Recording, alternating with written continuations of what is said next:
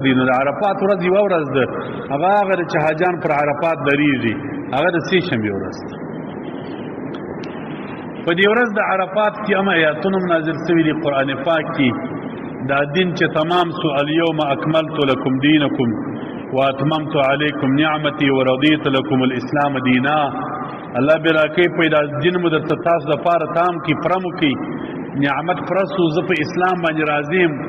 دا آیاتونه مبارکان په عرفات کې نازل شوي. نبی کریم صلی الله علیه وسلم مبارک د عرفات پر غونډۍ باندې ولاړو.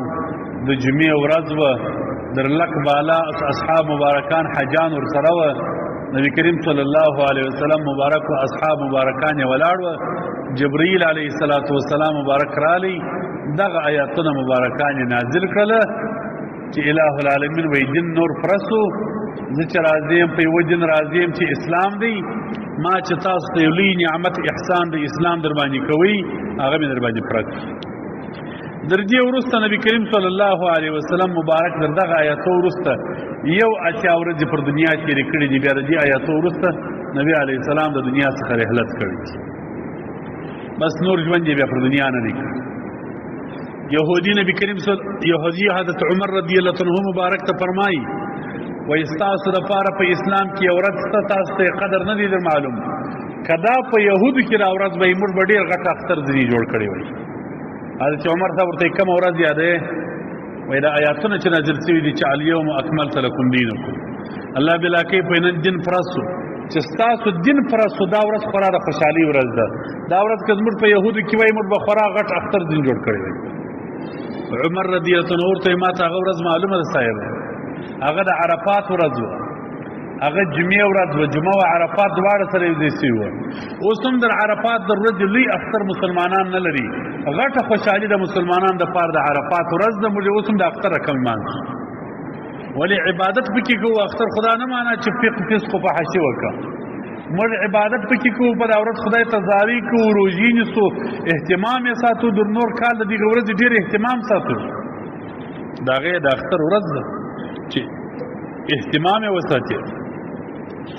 ځکه حدیث مبارک کې راځي نبی کریم صلی الله علیه وسلم مبارک فرمایي ما من یوم افضل من یوم عرفه. در عرفات در ورځې بهتره ورځ په مځکه کې نشته. یباهی الله تعالی باهل الارض و اهل السماء. الله بلا کیف د اسمان مخلوق ملائکو ته د عرفات په ورځ باندې وایي د مځکې په انسانانو فخر ورته کوي. ته ګوره داسې انسانان سه داسې امتیان سه په انسانانو باندې الہ العالمین د عرفات په ورځ باندې فخر کوي. نبی کریم صلی الله علیه وسلم مبارک وایي په ټول کال کې د روژې در میاشتې پورې الہ العالمین دونه انسانان د اور د عذابه نه خلاصوي دونه مسلمانان ته د جنت زیري نه ورکوي لکه د عرفات په یوه ورځ چې ورکوي. یوه ورځ د عرفات کې الله تعالی دومره انسانان بخشي د جنت زیري ورکوي چې په ټول کال باندې نه یې بخښل شوي دا یوه ورځ دی پر بخښل شوي. حضرت عبدالله بن عمر رضی الله تعالی عنہ مبارک فرمایي وایي د نبی کریم صلی الله علیه وسلم مبارک څه مې اورېدلي دي قل ان الله تعالی ينظر الى عباده يوم عرفه فلا يدع احدا في قلبه مثقال ذره من الايمان الا غفر له. په ورځ د عرفات باندې الله بلا کیف ټولو مسلمانانو باندې یو د رحم نظر وکړي پر دا ټولو انسانانو باندې وکړي. که د یو چا په زړه کې د یوې ذرې قدر ایمان هم و الله تعالی بلا کیف په دغه ورځ باندې بخښي.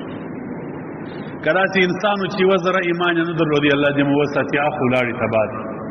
که یوه ذره قدر ایمان په زړه کې و د عرفات په ورځ به الہ العالمین بخښ ورته کوي.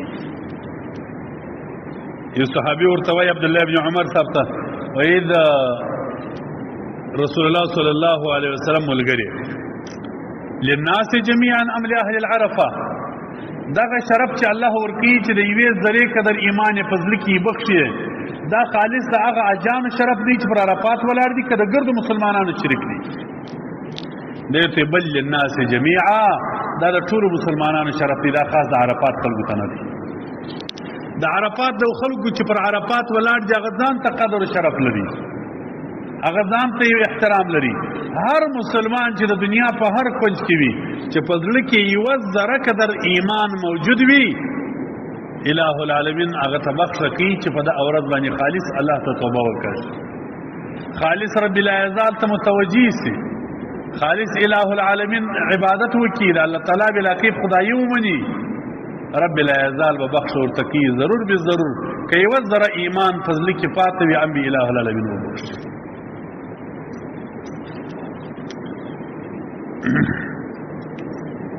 الہ العالمین دې موږ تاسو ته حساب پکې راکړي.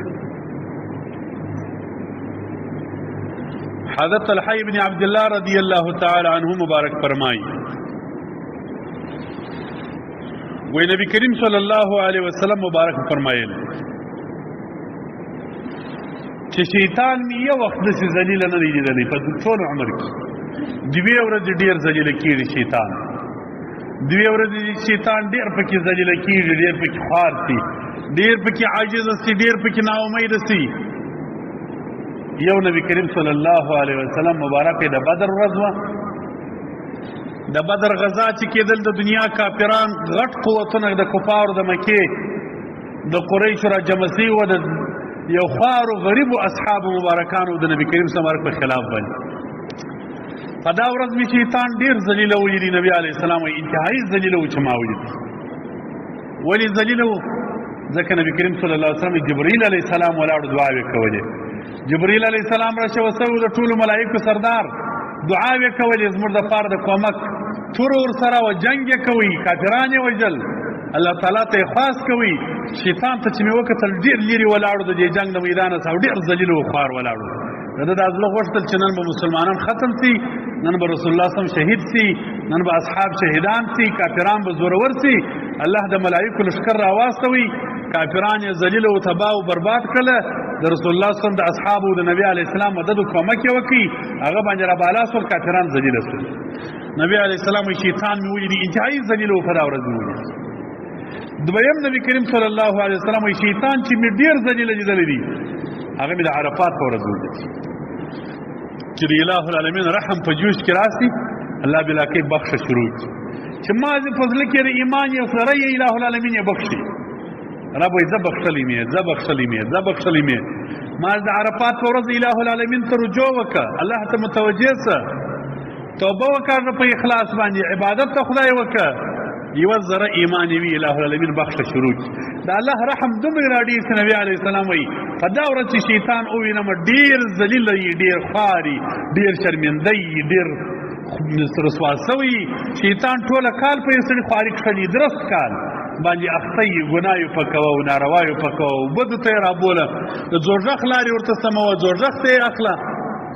الہ العالمین په دغه یوه ورځ باندې په یوه ساعت کې رحم باندې راډېر کړي، د ده د ګرده کال ګناوې ختمې سي، د ده د ټوله کال خواري ختم سي. الہ العالمین هغه سړی د ګناو پاک کړي ویې.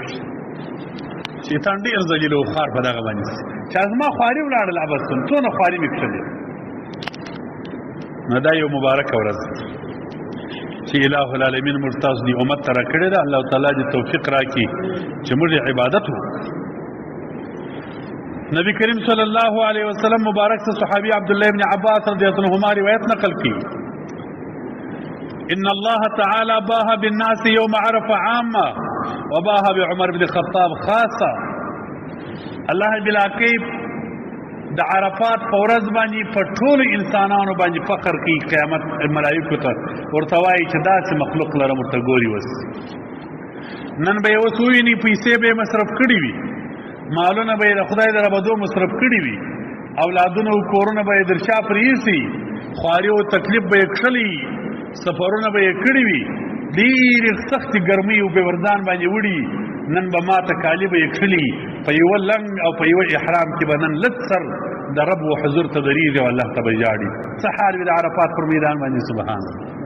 الله دې موږ تاسو ته مکرر وارونه را نصیب کړي.